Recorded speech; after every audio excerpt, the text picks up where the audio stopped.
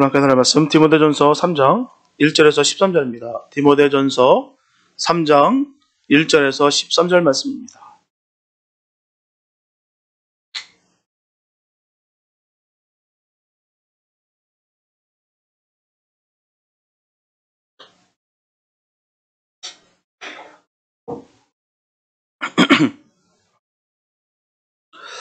디모데전서 3장 1절에서 13절 말씀입니다.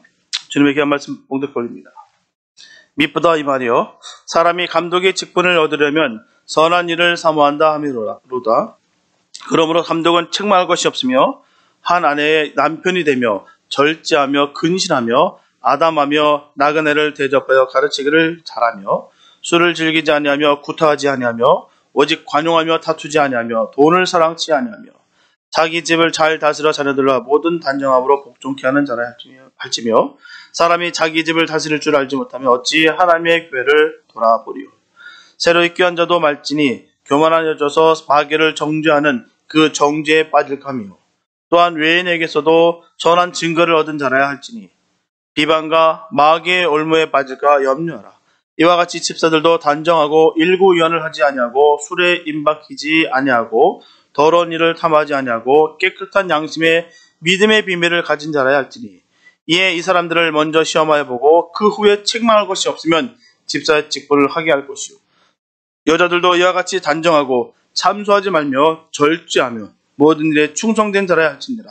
집사들은 한 아내의 남편이 되어 자녀와 자기 집을 잘 다스리는 자일지니 집사의 직분을 잘한 자들은 아름다운 지위와 그리스도 예수 안에 있는 믿음의 큰 담력을 얻으니라. 아멘. 그리스도의 몸인 교회를 섬기는 일은 너무나도 거룩하고 정말 존엄한 일입니다. 정말 죄 많은 인간이 하나님의 일을 할 수 있다는 것 자체가 너무 복되고 귀한 일이라는 것입니다. 그래서 주님의 교회를 감독하는 직책은 중요한 직책이에요. 하나님은 성도들로 하여금 그리스도의 몸된 교회를 이루게 하셨으며 그리스도의 각 지체들로서 하나님을 위해 일할 수 있도록 저마다에게 역할을 맡겨주셨습니다. 그리고 그 중에서도 특히 교회를 위해 봉사할 직분자들을 따로 성별하여서 직임을 맡기셨어요. 하나님은 깊은 경륜에 의해서 각 사람의 심중을 감찰하시고 온전히 자격 요건을 갖춘 자들을 성별하여서 장로와 감독과 집사들로 세우셨습니다. 오늘 본문에서는 특히 집사로 세움받을 사람들이 갖춰야 될 도덕적 요건들이 상세하게 설명되어 있어요.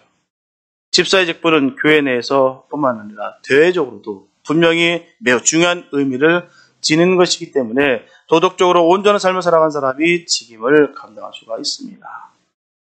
오늘 본문을 중심으로 집사의 역할과 자격과 그리고 그 직분이 지니는 가치와 의의를 우리가 살펴보도록 하겠습니다. 첫째, 직분은 영광입니다. 본문 1절에 보면 미쁘다 이 말이여, 사람이 감독의 직분을 얻으려면 선한 일을 사모한다 하미로다 라고 말씀하고 있습니다. 이처럼 사도 바울은 어떤 사람을 감독의 직분으로 세워야 하는지를 말하고 있어요. 여기에서 선한 일이라는 말은 헬라어 원어로 칼로스라고 하는 말을 쓰고 있습니다. 이것은 고귀한 일이라는 뜻이에요. 선한 일이라서 착한 일, 인간이 보기에 좋은 일, 그 일이 아닙니다. 바로 고귀한 일이다라는 사실입니다. 원어적 의미가 명확하게 있어요. 그래서 이 말씀의 의미는 감독의 직분을 얻으러 간다면 복음을 전하여 구원을 얻게 하는 고귀한 일을 사모해야 한다는 것입니다. 모든 직분자들은 마찬가지예요. 복음을 전하는 것입니다. 왜요? 구원을 얻기 위한 일이기 때문이다. 이 일이 바로 고귀한 일이다 하는 거예요. 그렇기 때문에 이 본문은 감독의 직분을 원하면 복음을 전하여 구원을 얻게 하는 일에 대한 열망을 가지고 있어야 된다는 사실입니다. 그 어떤 것도 아닌 명예도 아니고 그 이름을 통해 그걸 통해서 이름을 높이려 하는 것도 아니고 당연하게 마땅하게 바로 구원을 얻게 하는 일에 우리가 열망을 가지고 있어야 된다는 사실입니다. 맡은 자로서의 본분의 모습이라는 거예요. 구원입니다. 복음을 전해서 말이에요. 그럼 여기서 교회 감독이나 직분자가 사모해야 될 일, 곧 그 고귀한 값, 왜 고귀한 값이라고 그렇게 전하고 있을까요? 여기에 대해서 사도 바울이 에베소 교회 장로들을 불러서 권면할 만 가운데 감독을 위시한 교회 직분이 얼마나 중요하며 고귀한 것인지를 사도행전 20장 28절에 잘 설명하고 있습니다. 너희는 자기를 위하여 또는 온 양떼를 위하여 삼가라. 성령이 저들 가운데 너희로 감독자를 삼고 하나님이 자기 피로 사신 교회를 치게 하셨느니라 라는 것입니다. 이 말씀의 핵심은 하나님께서 자기 피로 사신 교회를 치도록 직분자를 세우셨다는 거예요. 이 말씀에서 하나님께서는 자기 양떼를 돌보도록 하기 위해서 성령이 저들 가운데 너희로 감독자를 삼았다라고 전하고 있습니다. 여기서 성령이 저를 가운데 감독자를 삼았다고 하는 말씀에 우리 주의를 기울여야 됩니다. 이처럼 사도 바울은 하나님께서 교회 양떼를 돌보는 일에 하여 직분을 주신 것을 말하는 거예요. 하지만 오늘 불행하게도 양떼를 돌보는 일이 중심이 되기보다는 오히려 고통스럽게 만들고 잘못된 길로 인도하는 사람들이 많다는 사실을 너무나도 지극히 불행한 일이 아닐 수가 없습니다. 교회의 어떤 직분도 궁극적으로는 주님의 양떼를 돌보는 일이 있어요. 우리가 하는 모든 일이 하나님 영광 돌리기 위함이라는 것입니다. 원래 바로 양떼를 돌보면서 하나님 기뻐하시는 그 양들을 치면서 영광을 돌리는 일이 궁극적인 목적과 계획과 뜻이 있다는 사실입니다. 그래서 교회는 영혼을 위해서 있는 것이지 일 자체의 목표가 있지 않습니다. 이 점을 우리는 잘 명심해야 돼요. 영혼을 위해서 있는 거예요. 영혼을 위해서. 내가 하는 이 모든 열심이 그 계획을 위해서 열심히 하는 것이 아니라 그 영혼을 위해서 열심을 하는 것입니다. 사도 바울은 주님의 양떼가 얼마나 소중한 존재들인지에 대해서도 분명히 설명하고 있어요. 그것은 오늘 본문에서 하나님이 자기 피로 사신 교회를 치게 하셨다. 말이 말 가운데 그대로 표현되어 있다는 사실입니다. 이 표현은 사실 다른 신약 성경 어디에서 없습니다. 바로 여기만 있는 거예요. 여기만 표현하고 있습니다. 하나님이 자기 피로 사신 교회라고. 교회는 바로 하나님이 자기 피로 사신 교회예요. 누구의 교회도 아니고 누구를 위한 교회가 아니라 바로 하나님을 위하고 하나님께서 자기 자신의 피로 세우신 교회라는 뜻입니다. 우리 이 사실을 잊지 말아야 됩니다. 자꾸 이 사실을 잃어버리니까 괜히 손해보는 것 같고 괜히 내가 이용당하는 것 같고 내가 괜히 막 아프고 슬프고 고통스럽고 왜일까요? 그 본분을 잊어버렸기 때문이에요. 하나님을 위해서 우리가 있는 것입니다. 교회는 누구를 위해서 있는 것이 아니에요. 하나님을 위해서 있는 것이죠. 왜요? 분명히 말씀하셨기 때문이죠. 하나님이 자기 피로 사신 교회이기 때문이에요. 그는 누구의 사유화할 수 있는 것이 아닙니다. 명심하셔야 돼요. 자꾸 그 마음을 품을수록 자꾸 바라볼 때마다 오해하고 곡해하고 왜일까요? 그렇게 생각하면 똑같이 보이는 거예요. 정말 믿음의 사람들은요, 그거 관심 없습니다. 눈에 말씀드리지만 주님께 관심이 있기 때문에 내가 믿음이 좋다 없다에 관심 없습니다. 주님께 관심이 있는 거예요. 말씀드렸지 않습니까? 세상에서도 마찬가지예요. 공부 잘하는 학생들 있죠. 내가 공부 잘한다 못한다 거기 관심이 없어요. 그 학문에 관심 있죠. 정말 그 열심히 그 집중해서 그 학문에 매진하지 다른 거에 안 봅니다.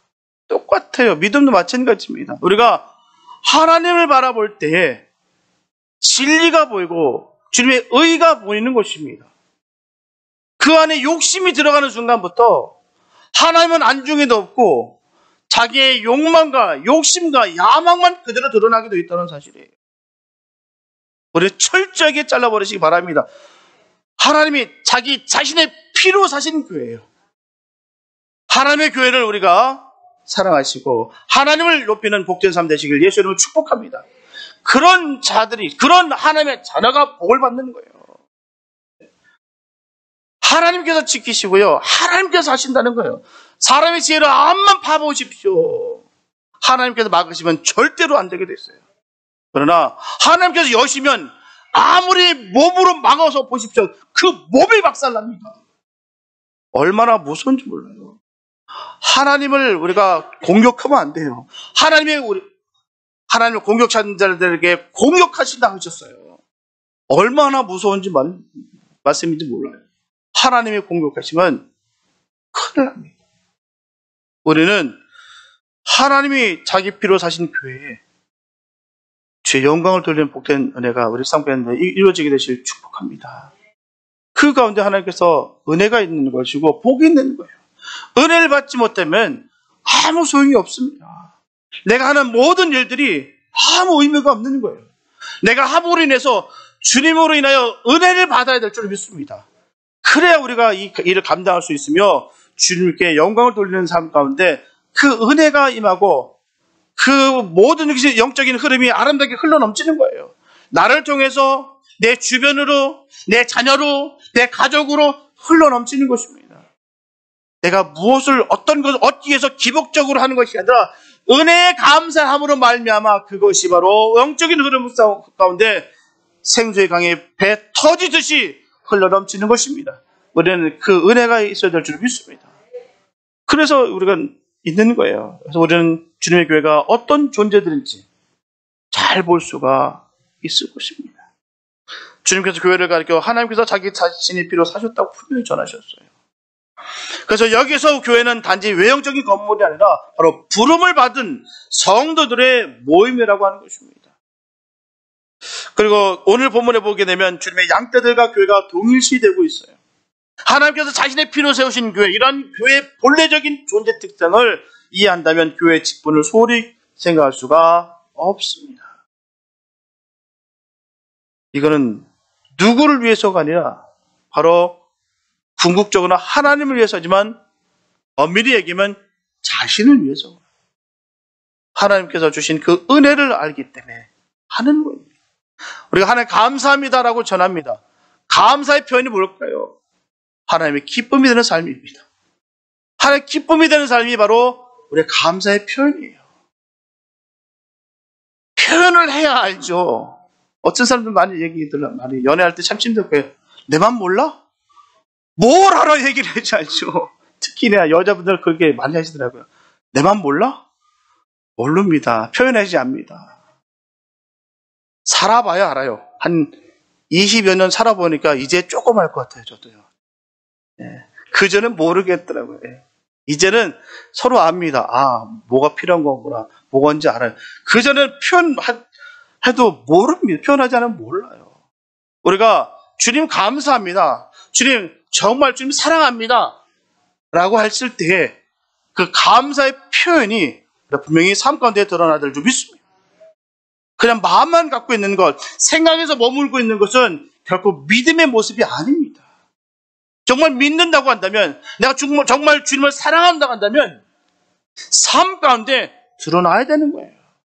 그게 진정한 믿음의 모습입니다. 아는 것에 멈추는 것은 아무 의미가 없어요. 예수를 믿는다, 안다, 거기에 멈추면 그건 믿는 것이 아닙니다. 내가 정말 그 주님의 생명이 되신 그 말씀을 믿는다면 가만히 있을 수가 없습니다. 여러분도 가만히 있을 수 있으세요? 정말 그 은혜를 받은 분들에게 지금 질문하는 거예요. 정말 그 사랑을 받은 사람은 가만히 있을 수가 없어요. 가만히 있는 것이 기적입니다. 가만히 있는 게 기적이라니까. 알면은 가만히 있을 수가 없어요. 얼마나 감사가 넘치는데요. 그래서 할 수 있는 거예요. 주의 일도 가르쳐 할 수 있는 거예요. 주의 정도도 마찬가지예요. 똑같은 우리 믿음의 조상들 하다못해 엘리야까지도 우리가 성경이 같다라고 성경을 전하고 있는데요. 목사라고 뭘 다를까요? 똑같습니다. 그런데 할 수 있는 것은요. 주님 주신 그 사랑 때문에 하는 거예요. 그 주신 은혜 때문에 그 직분을 감당할 수가 있다는 사실입니다. 인간의 힘으로는 안 됩니다. 정말 인간적으로 보게 되면요. 하루에도 12번도 더 때려주고 싶은 마음이 있어요. 그런데 하나님께서 주신 그 은혜로 인하여 그게 너무 감사하고 다시 돌이켜보면 나 같은 것을 들어서 사용하시는 주님 얼마나 답답하시겠습니까? 그런데도 불구하고 사용하시니 감사합니다. 결론은 이렇게 나게 되더라고요. 막 따져도 묻고 하나님께 이렇게 하다고 나중에 돌려서 보면은 하나님 감사합니다. 나 같은 부족한 걸 사용하시니 참 저 같으면 12번도 더 갖다 버렸을 텐데 하나님 그래서 사용해 주시니 얼마나 감사한지요. 결론은 늘 이렇게 결론 나더라고요. 평생 이렇게 결론 나야 될 줄 믿습니다. 우리도 마찬가지예요. 하나님께서 우리를 사랑하고 계신 것을 늘 기억하시면서 내게 맡긴 것에 소홀히 여기지 마시고 감사하시면서 우리의 일생생활 속에서부터 하나님의 그 사랑이 늘 전달되고 이루어지는 역사가 이루어지길 축복합니다. 그게 복되는 거예요. 교회 직분은 그래서 하나님께서 고귀한 일을 하도록 주신 거예요. 그 일은 복음을 전하여 사람들을 구원하는 일과 주님의 양떼인 교회를 돌보는 일입니다. 여기에 교회 직분의 영광이 있어요. 우리는 이 사실을 늘 명심해야 될 줄 믿습니다. 늘 결론 내리기를 나를 사용해 주셔서 감사합니다. 나 없어도 분명히 그 일을 할 수 있는데도 불구하고 많은 사람들이 있는데도 불구하고 그래도 저를 사용해 주시니 얼마나 감사한지요. 이런 마음이 우리에게 있게 되시길 축복합니다. 이게 바로 바른 모습의 삶의 모습입니다. 하나님께서 기뻐하시는 겸손의 모습입니다. 우리는 주님 앞에 교만할 것이 없어요. 주님 앞에 머리를 치켜 세울 일이 없습니다. 나 같은 죄인 살려주시는 것에 늘 감사하시고 다른 것 보지 마시고 하나님 보시기 바랍니다. 주님 바라보시기 바랍니다. 주님은 살아 역사하세요. 살아 계십니다. 분명히 그 하나님께서 우리를 신원해 주시고 우리를 보장해 주시고 우리를 인도하시고 복 주십니다. 그 하나님을 믿으세요. 자꾸 하나님을 불신하고 믿지 아니하니까 자꾸 내 안에서 무엇가 치솟아 오르려고 할 때가 있다는 사실입니다.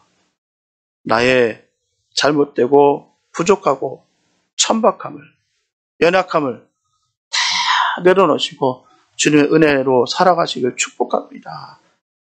그래야 주님이 주신 직분을 감사하며 충성되이 감당하는 저와 여러분 되시기를 예수님의 이름으로 축복합니다. 둘째, 직분자의 자격이 갖추어져야 됩니다.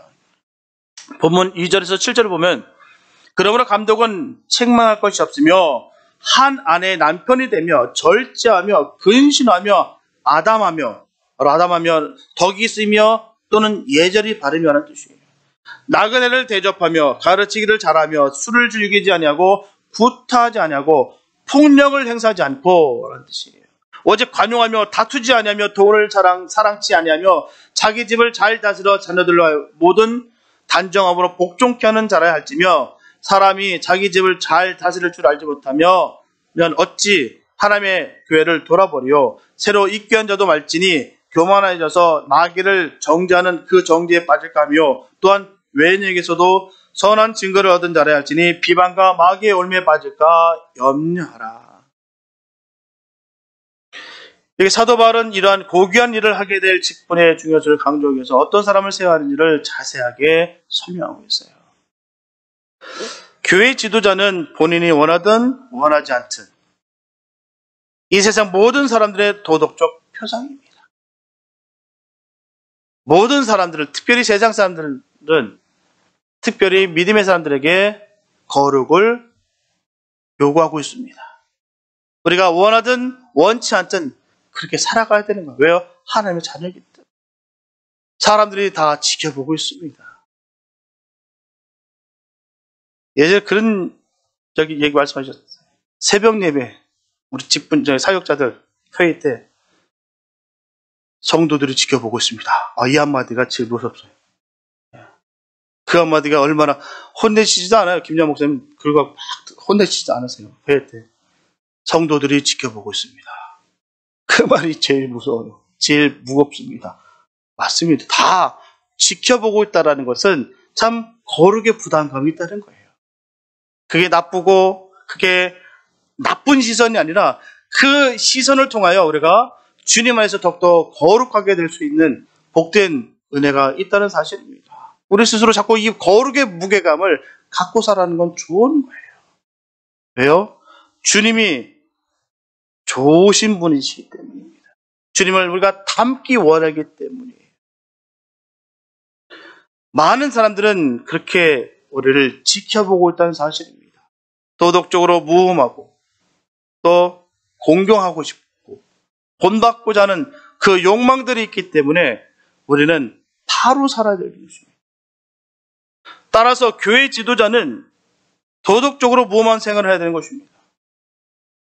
교인들에게 큰 감화와 교육적 영향을 주기 때문에 특별히 온전한 그리스도의 사람이 되기를 사모해야 되는 것입니다. 직분 맡은 자들의 삶의 모습이 그렇게 되어야 된다는 것이죠. 범죄하고 음란하면서 존경을 받으려면 어불성설입니다. 내가 음란하고 범법을 하면서 죄를 지으면서 존경을 받으러 생각한다는 것 자체가 버려야 됩니다. 내가 올바른 생활을, 본을 받은 삶을 살아가면서 존경을 받아야 되는 것이지, 내가 정말 함부로 살아가면서 죄를 지으면서 살아가면서 존경을 받는다는 것은 있을 수가 없습니다. 그래서 리더자는, 직분자는, 지도자는 아무나 세워지면 안 된다는 것이죠. 일반 평신도라면 많은 기대하지 않습니다. 달라요. 일반 평신도에게서 큰 기대를 하지 않습니다. 그러나 직분자는 달라요. 일반 성도와 달라야 되는 것입니다. 자칫 잘못하면 그 일을 맡음으로 인해서 오히려 영혼이 다칠 수 있습니다. 또한 여러 사람을 또한 다치고 죽일 수 있기 때문에 중요하다는 것입니다. 요한복음 1장 47절에 보면 예수님께서 나다니엘의 자기에게 오신 것을 보시고 그를 가리켜 가라사대 보라, 이는 참 이스라엘의 사람이라, 그 속에 간사한 것이 없도다.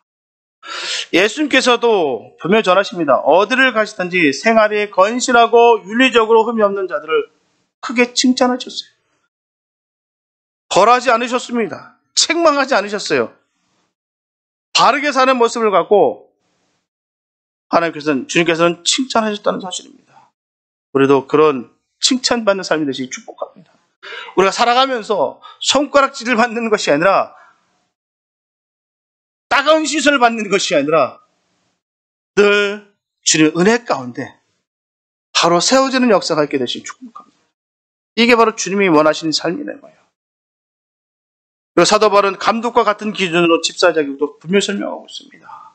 이와 같이 집사들도 단정하고 일구연을 하지 아니하고 술에 임박하지 아니하고 더러운 일을 탐하지 아니하고 깨끗한 양심에 믿음의 비밀을 간직한 자라 할지니, 그리고 여자들도 이와 같이 단정하고 참소하지 말며 절제하며 모든 일에 충성된 자라야 할지니라. 집사들은 한 아내의 남편이 되어 자녀와 자기 집을 다스리는 자일지니라. 여기에 설명하고 있는 직분자의 자격 기준들을 보게 되면 어떤 일을 할 수 있는 능력이 있느냐 없느냐가 아니에요. 능력을 전하고 있는 말씀이 하나도 없습니다. 능력이 있고 없고의 차이가 아니에요. 직분자의 자격 기준은 바로 어떤 사람이 되어야 하는가에 초점이 있습니다.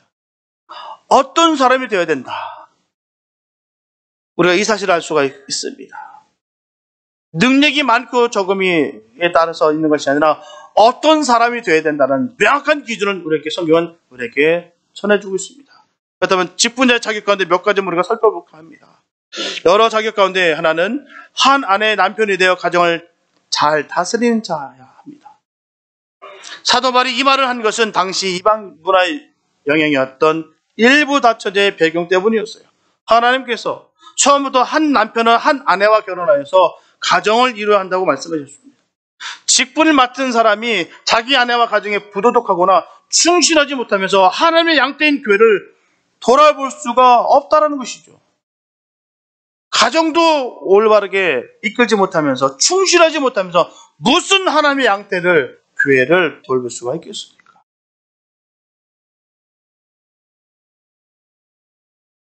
계속 바깥으로만 도는데 한 아내를 사랑하지 못하고 자녀를 사랑하지 못하면서 무슨 마음으로 그렇게 할 수가 있겠냐 말이죠. 근데 그런 모습이 있다라는 것입니다. 일전에도 한번 말씀드렸다시피 LA에서 어떤 가정이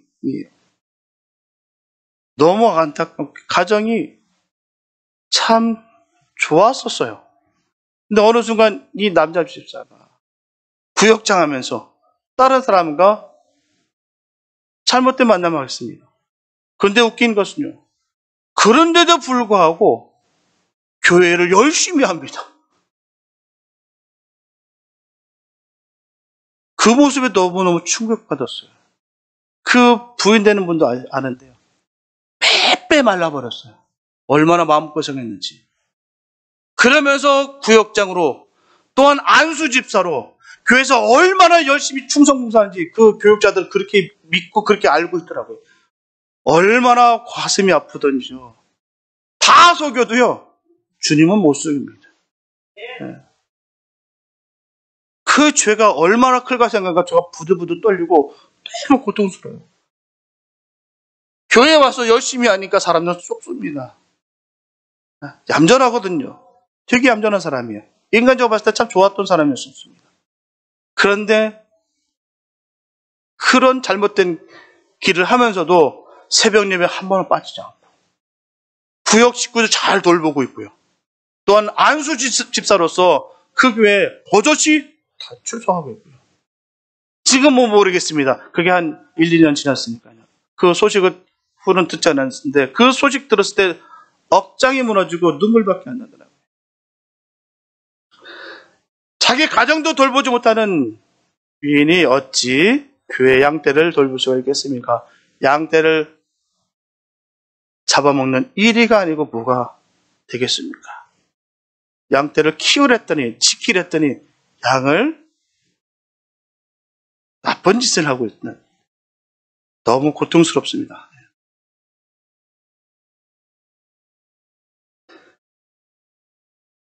또한 교회 직분을 맡은 자들은 돈을 사랑하거나 부당한 이윤을 탐내서는 안 됩니다. 감독이나 집사들이 돈을 탐내기 시작하면 모든 것이 돈으로만 보이기 때문입니다. 영혼을 사랑하는 마음을 가질 수가 없어요. 다 돈으로 보인다는 거예요. 돈에 대해 욕심을 부릴 때 사람의 눈을 어두워지고요. 하나님의 일에 대한 중요성을 쉽게 망각하게 됩니다. 그래서 디모데전서 6장 10절에서 사도 바울은 디모데에게 전합니다. 돈을 사랑하며 일만하게 뿌리가 되나니 이것을 사모하는 자들이 미혹을 받아 믿음에서 떠나 많은 근심으로써 자기를 찔렀도다. 돈에 대한 욕심은 하나님의 사역자로서 하나님의 일을 떠나게 만드는 근본적인 요인이 됩니다.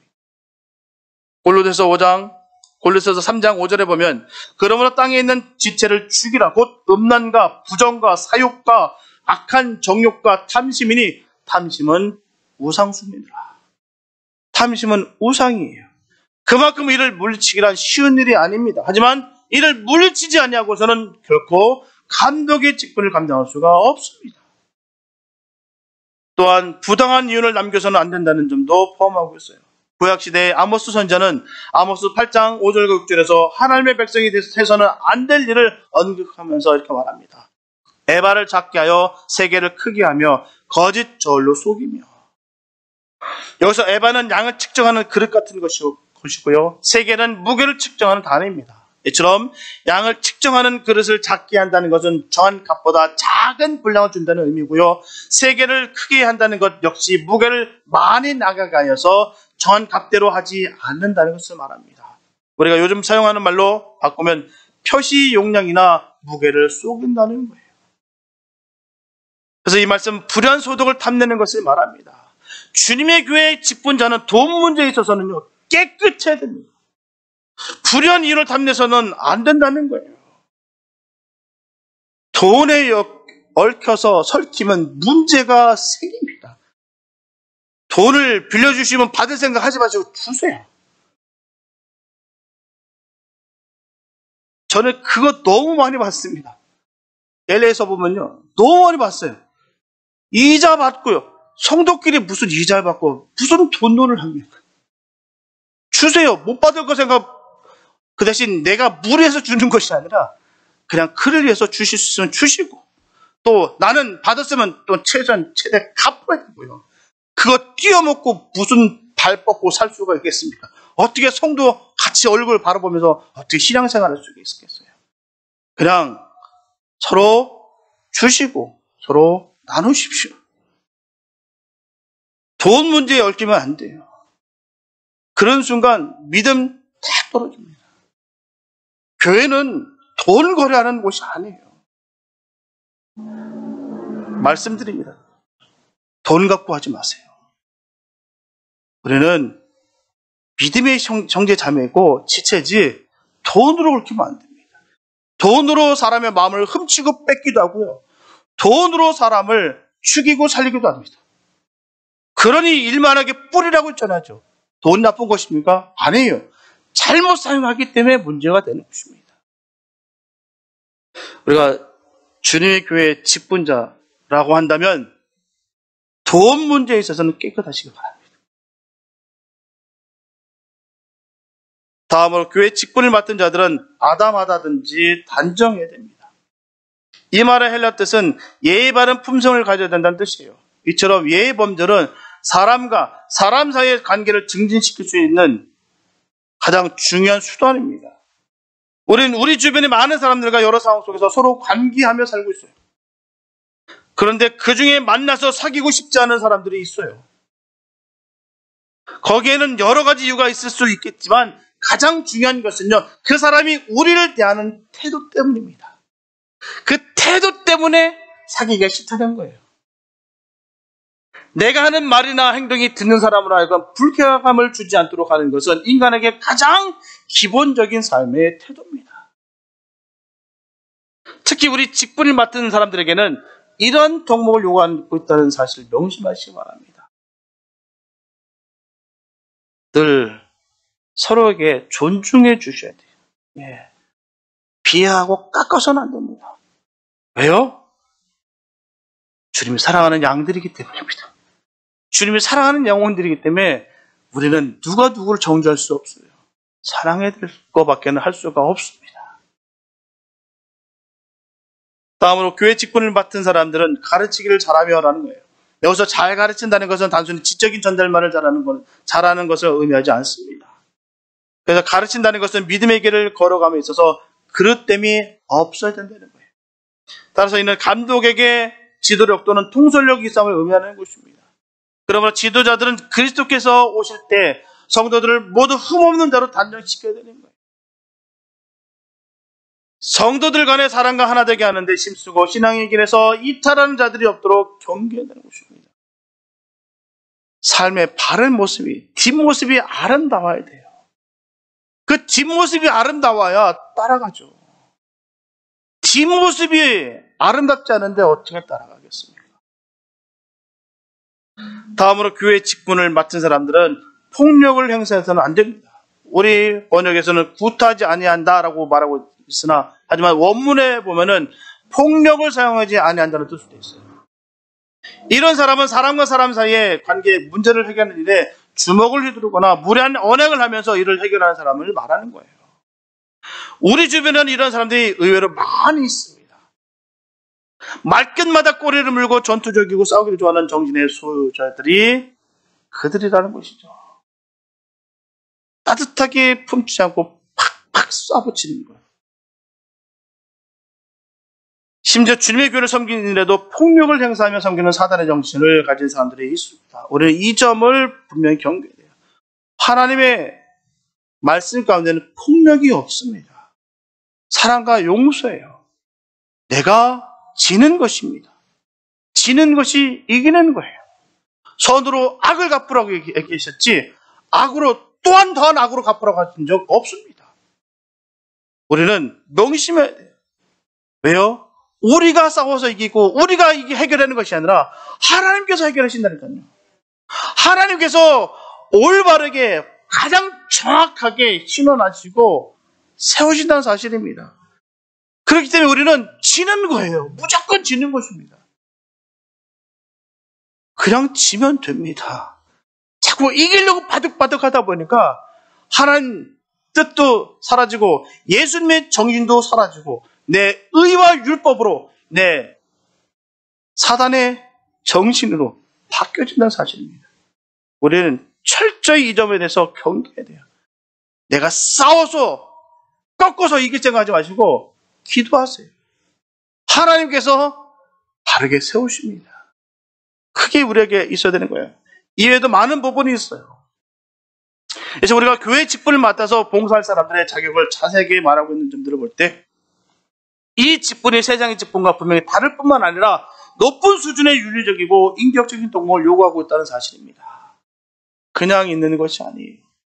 그냥 알아서 세월이 지났으니까 턱 아닙니다. 분명히 성경은 그렇게 전하고 있지 않아요. 그래서 고귀한 일을 하는 사람은 어떤 능력을 구비하는 것이 아니라 어떤 사람이 되어야 한다는 것을 보여주시는 것을 분명히 명심해야 줄 믿습니다. 성경은 그렇게 전하고 있는 거예요.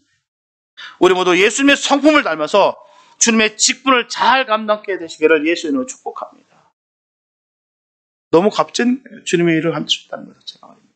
셋째, 직분을 잘 감당하는 자에게 하나님의 은혜를 주십니다. 본문 13절에 보면 집사의 직분을 잘하는 자들은 아름다운 지위와 그리스도 예수 안에 있는 믿음의 큰 담력을 얻느니라. 이처럼 주님이 주신 직분을 잘 감당하는 주님의 사람들에게 이런 은혜를 주십니다. 이 말씀의 직분을 잘 감당하는 자에게 두 가지 은혜를 약속하고 있어요. 첫째, 아름다운 지혜를 주실 것이라고 전하고 있습니다. 여기에 아름다운 지혜를 주신다는 말을 해석할 때 분명한 지휘와 평판을 듣게 할 것이다 라는 뜻이에요.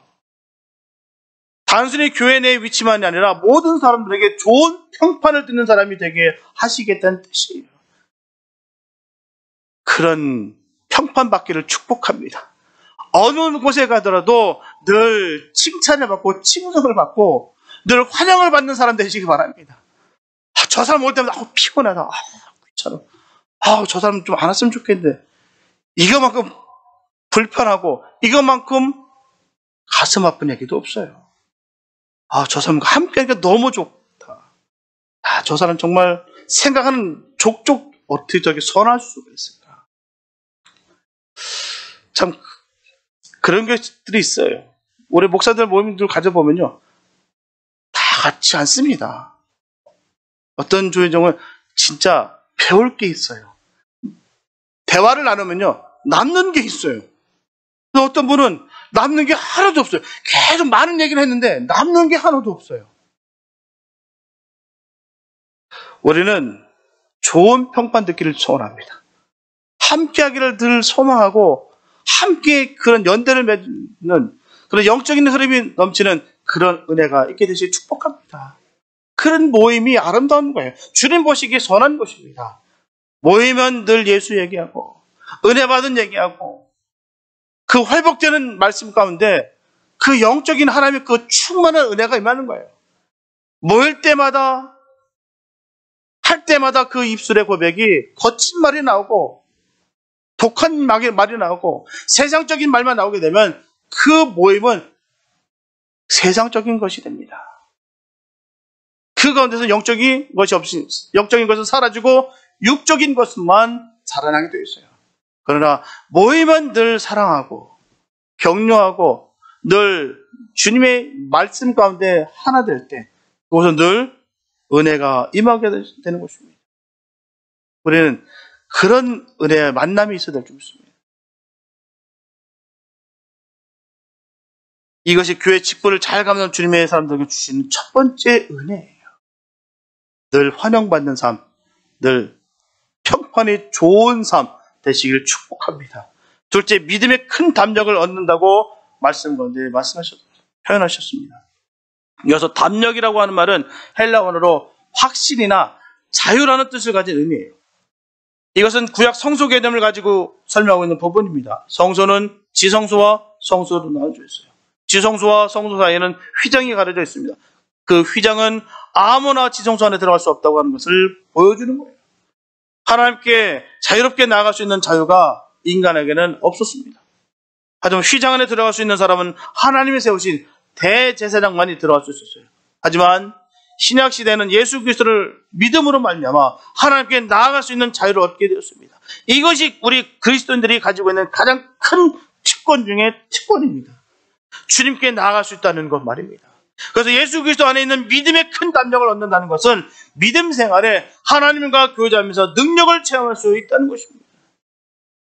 이게 얼마나 값진 것입니다. 삶 가운데 주님의 능력을 우리가 체험할 수 있는 것. 이게 힘이에요. 이게 능력받는 것입니다. 그냥 내가 믿음 생활하는 것이 아니라 내 삶 가운데 하나님께서 활발하게 활동하시고 역사하시는 것을 내가 볼 수 있는 것. 얼마나 감사한지 몰라요. 뭐가 했는지도 모르겠고 내가 한 줄 알고 그렇게 뻔뻔하게 살아갈 때가 얼마나 많은지 몰라요.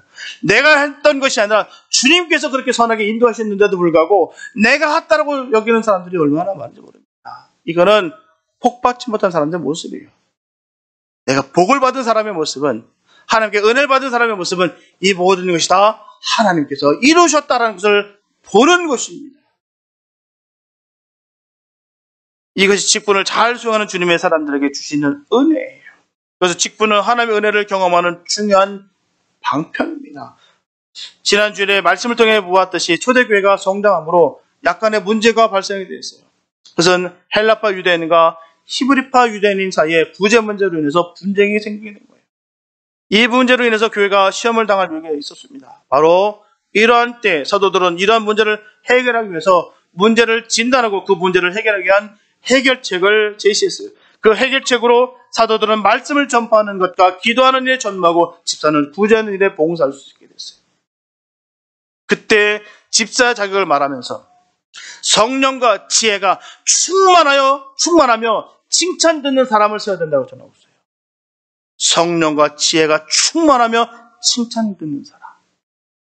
이것이 집사직의 기원인데 교회가 성장함에 따라서 자생으로 조직 챙겨나는 것을 알 수가 있습니다. 그런데 교회가 이렇게 적절한 사람을 세움으로 말미암아 더욱 성장하게 되었다는 거예요. 이러한 이유에서 교회가 적절한 사람을 세워 성도를 돌보는 일과 가르치는 일이 얼마나 중요한 일인지를 우리가 알 수가 있습니다. 그래서 교회의 직분은 복음을 효과적으로 전파하며 교회됨의 본질을 구현하기 위해서 필요에 따라서 생긴 직분이에요. 하나님을 위한 직분입니다. 사랑하는 여러분, 오늘 본문을 보면서 교회에 주신 직분이 얼마나 영광스러운 것인지를 우리가 알 수가 있습니다. 교회는 단순한 인간들의 모임이 아니에요. 교회는 그런 즐기기 위해서 모인 그런 모임 단체가 아닙니다. 세상적으로 있는 비영리 단체 이런 것도 아니에요. 봉사 단체도 아닙니다. 교회는 인간들의 모임이긴 하지만 하나님을 믿는 성도들의 신령한 모임입니다. 그게 교회예요. 누구를 위한 교회, 누구를 위한 교회가 아니라 하나님을 위한 교회, 하나님의 자녀들이 모인 교회. 이게 교회예요. 부족하고 연약하고 손이 많이 갈지라도 협력하고 사랑하는 것, 그것이 교회입니다. 내 마음에 쏙 들고 나를 위한, 우리를 위한 그런 모임은 교회의 기능이 아닙니다. 그거는 그냥 사조직이에요. 그냥 세상 모임 단체입니다. 취미를 서로 공유하면서 그냥 모임 단체. 우리는 믿음의 공동체입니다. 그게 교회예요. 다른 게 아닙니다. 자꾸 다른 거 바라보지 마시고 내가 과연 어떤 삶을 살아가고 있는지를 보십시오. 정말 그런 마음을 품고 있는지. 하나님을 정말 사랑하는 마음으로 그 영혼들을 정말 사랑하고 있는지. 정말 내가 바른 신앙을 내가 갖고 있다는 것은 내가 그 영혼을 바라볼 때 하나님의 눈으로 바라볼 수 있는 것입니다. 내 감정으로, 내 기분으로, 내가 원하는 대로 바라보는 것이 아니라 하나님의 시선을 바라볼 수 있는 것. 그게 믿음의 사람들의 모습이에요. 믿음 좋다, 안 좋다 말씀하지 마시기 바랍니다. 거기 있는 거예요. 믿음이 좋은 건 바로 주님의 마음을 깨닫고 그대로 사는 것입니다. 그게 믿음의 사람들이에요. 교회는 그런 곳입니다. 그렇기 때문에 교회에서 일하는 지도자들은 선한 일을 늘 사모하고 선한 일을 계획하고 선한 일을 실천하는 자라될 줄 믿습니다. 물론 여기서 말하는 선한 일이라는 것은요, 하나님의 원하는 뜻을 말하는 거예요. 인간적인 좋은 일, 아니면 의리 이런 거 아닙니다. 하나님께서 기뻐하시는 일, 그게 선한 일이에요. 교회의 지도자는 언제나 말씀을 사모하고 그 말씀에 따라 실천해야 되는 것입니다. 예수님께서는 달란트 비유를 통해서 맡겨진 일에 어떻게 충성해야 할지를 말씀하셨어요. 작은 일에 충성하지 않고서는 절대로 큰 일에도 충성할 수가 없습니다. 맡겨진 일이 크든지 작든지 죽도록 충성하는 자에게만 생명의 면류관이 있듯이 교회 지도자들, 직분자들 충성하는 자라들 줄 믿습니다. 따라서 적은 일에 충성할 수 없는 자라면 하나님의 막 주어진 사명을 감당할 수가 없어요. 작은 일이 뭘까요? 우리는 작은 율법이라고 여기고 작은 일이라고도 여깁니다. 말씀과 예배와 기도입니다. 이것도 못하면서 어찌 막중한 사명을 감당길 원하십니까? 이 작은 것 하나도 못하는데 주님께서는 적은 일에 충성하도다. 내가 큰 일을 맡기느라 말씀하셨어요. 내가 말씀, 예배와 기도가 없는데 무슨 주님의 일을 감당할 수가 있습니까? 그러므로 교회 지도자는 맡겨진 일을 잘 감당하며 기쁨으로 충성하여 성도의 모범이 되는 자라 될 줄 믿습니다. 특히 감독과 집사의 직분을 가리켜 고귀한 일, 바로 구원을 얻게 하는 일에 열망을 가진 사람이 한다는 것을 분명히 알게 하셨어요.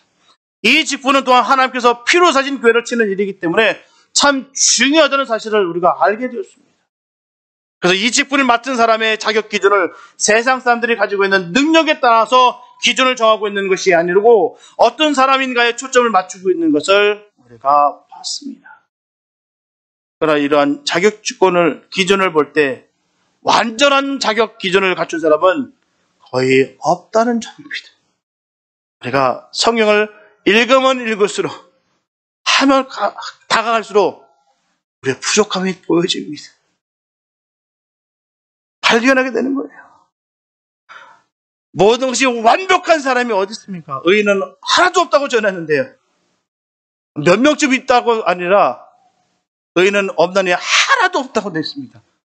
부족한 우리예요. 그런데도 불구하고 주님께서 우리를 내치지 않으시고 사용해 주시니 감사. 그 겸손을 보는 것입니다. 예. 능력을 보는 것이 아니에요. 우리는 그 놀라우신 그 주님의 사랑을 깨닫고 주님께서 주신 그 은혜를 누리시면서 주님의 일을 감당키를 원합니다. 하나님께서는 기도하고 노력하고 또한 성령을 의지하는 이런 삶을 살 수 있다라고 분명히 우리에게 말씀하고 계십니다. 우리의 힘으로는 절대로 할 수 없어요. 우리의 능력은 할 수 없습니다. 그러나 주님은 하실 수 있습니다. 우리는 철저하게 주님 의지하고 가는 거예요. 주님께서 이끄시는 교회. 올 한 해 그랬으면 좋겠습니다. 그래서 저는 그 표를 붙잡고 얼마나 감사하고 부르고 감사했는지 몰라요. 기도했는지 모릅니다. 그 말씀을 딱 주셨을 때 철저하게 주님께 이끌림 당하시길 축복합니다. 주님께서 이끄시는 우리 교회가 됐으면 좋겠어요. 사람의 지혜와 능력이 아닌 하나님의 은혜와 능력으로 지혜로 우리 교회가 이끌림을 당했으면 좋겠습니다. 그래서 하나님의 놀라운 그 은혜가 우리 은혜 가운데 있었으면 좋겠어요. 오늘은 2022년 첫 금요예배입니다. 이 첫 금요예배를 통해서 우리의 직분을 다시 한번 생각하고 주님 안에서 결단하는 시간들을 가지시길 바랍니다. 정말 주님이 기뻐하시는 직분자들을 되시기를 축복합니다.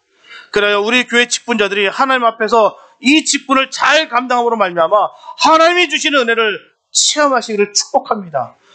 내가 주님께 다가가면 다가갈수록 주님께서 놀라우신 그 복을 허락하시고 정말 이 모든 것이 주의 은혜로 말미암아 다 아픔과 슬픔과 고통이 다 녹아져 버리는 그 엄청난 그 은혜가 임하게 되시길 축복합니다. 그리고 신실한 봉사를 통하여 우리 교회가 크게 부흥하고 성장하는 것을 함께 보시기를 예수님의 이름으로 축원합니다. 기도합니다. 하나님 감사합니다. 아버지. 우리 교회를 우리에게 허락하시면 감사합니다.